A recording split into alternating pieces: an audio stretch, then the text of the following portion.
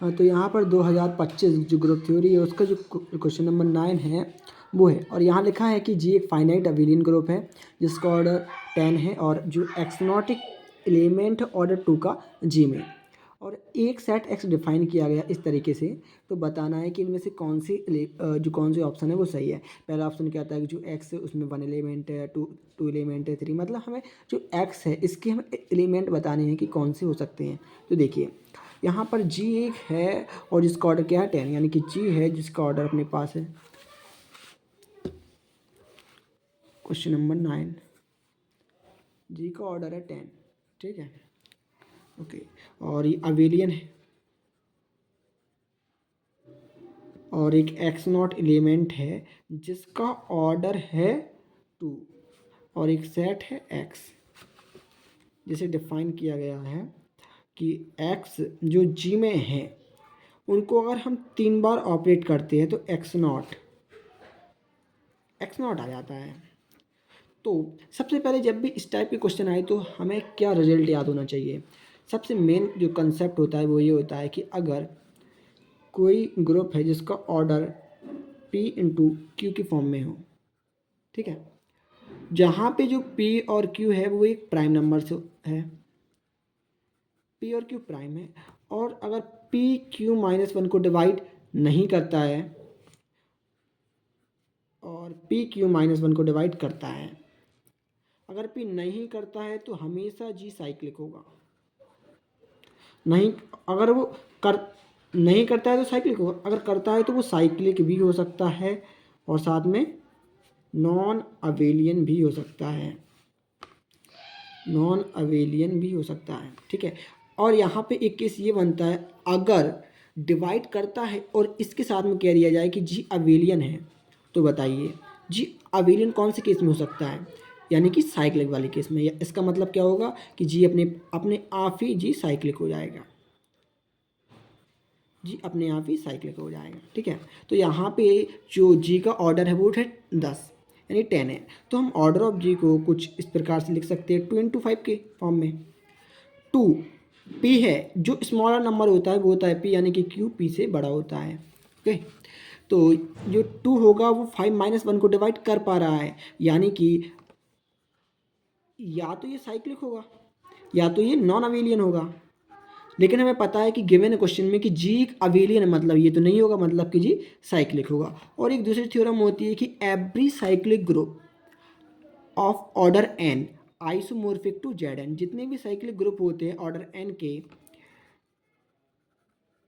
Every cyclic group of order n isomorphic to Z n, ठीक है।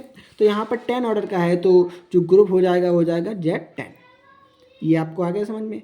अब इसके बाद में यहाँ पर हमने इसका एक एलिमेंट लिया है एक्स नॉट और जिसका जो ऑर्डर आया है वो आया है 2। अच्छा, अब देखिए यहाँ पर अगर हम कोई भी एक पर्टिकुलर एलिमेंट लेंगे, हमने लिया जैसे एक्स, अगर मैं उसको n टाइम ऑपरेट करता हूँ तो आइडेंटिटी आ जाएगी ई, है ना। अगर n टाइम ऑपरेट करेंगे तो यहाँ जाएगी आइडेंटिटी। ये एडिशन की रिस्पेक्ट में ग्रुप होता है तो हम इसे एन एक्स लिख सकते हैं, और इसमें जो आइडेंटिटी होती है वो होती है 0, ठीक है। और हम इसे लिखते हैं मॉड ऑफ 10, का मतलब है कि जो जो नंबर आएगा, मतलब जो कोई भी हमने एक यहाँ के लिए एलिमेंट उसमें n का मल्टीप्लाई कर दिया, फिर जो आएगा उसका अगर 10 में डिवाइड कर देंगे तो रिमाइंडर 0 होना चाहिए। जैसे हमने ले लिया है x, ले लिया है 3 ले लिया है, ठीक है। हमें इसका ऑर्डर जानना है जेड एन में क्या होगा, तो हम क्या करेंगे n का मल्टीप्लाई कर देंगे 3 में, ठीक है, और रिमाइंडर आना चाहिए 0 और मॉड ऑफ 10, मतलब n की ऐसी कौन सी लीस्ट वैल्यू, n यहाँ क्या है least positive value, least positive value, ठीक है। तो यहाँ पे n की ऐसी लीस्ट पॉजिटिव वैल्यू क्या हो सकती है कि 10 का डिवाइड करने पर रिमाइंडर 0 आ जाए।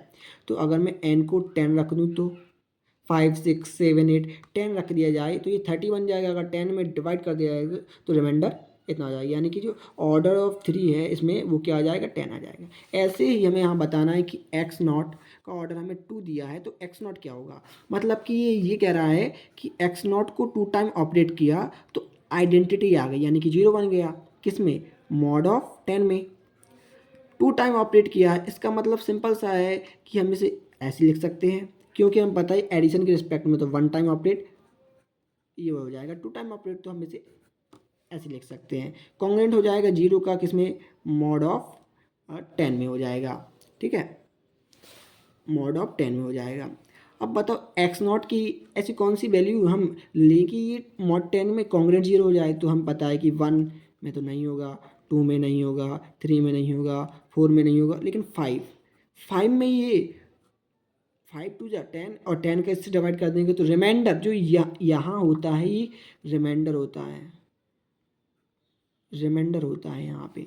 तो ये बन जाएगा कॉन्ग्रुएंट 0, यानी कि x0 क्या होगा? 5 होगा, x0 5 होगा। और जो क्वेश्चन में हमें दिया है ये देखिए यहाँ पर अपने पास जो x0 आ गया है वो आ गया है 5, तो x में वो x आएंगे जो कि x³ 5 बी एक्स ग्रुप जी क्या है? Z10 से हमें वो x लाने हैं जिनको 3 टाइम ऑपरेट करने पर 5 आ जाए।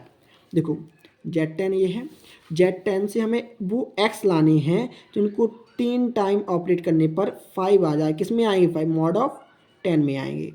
ठीक है, 3 टाइम ऑपरेट का मतलब क्या है? 3 इंटू एक्स, 5 के कॉन्ग्रुएंट हो जाए किसमें? Mod of 10। अब x की वैल्यू क्या हो सकती है?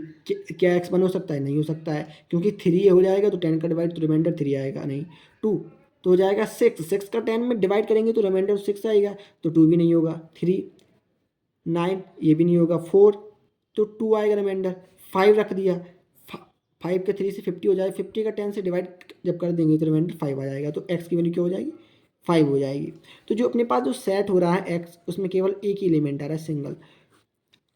तो जो ऑप्शन है तो बस यही आपका जो आंसर हो जाएगा। यहाँ पर हमको कोई एक ऑप्शन था, ऑप्शन ए है शायद, ऑप्शन ए है कि बी है, देखते हैं।